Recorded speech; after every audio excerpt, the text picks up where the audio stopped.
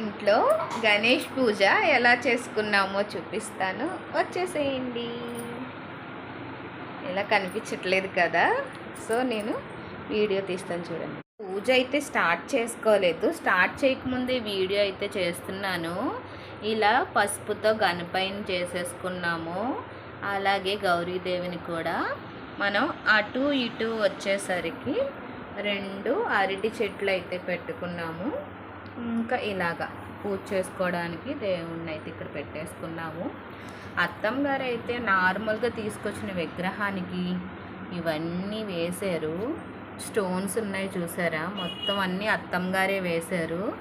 మీకు దీని పిక్ కూడా పెడతాను, ముందు ఎలా ఉంది ఇప్పుడు ఎలా ఉంది అనేది. అలాగే కలసాన్ని అయితే ఇలా రెడీ చేశారు.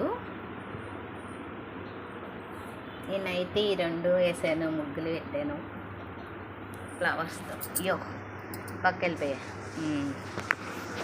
ఇలాగా పూజ అయితే అయిన తర్వాత మళ్ళీ వీడియో అయితే తీస్తాను. ఒక్కసారి ఇలా చూసేసి నచ్చి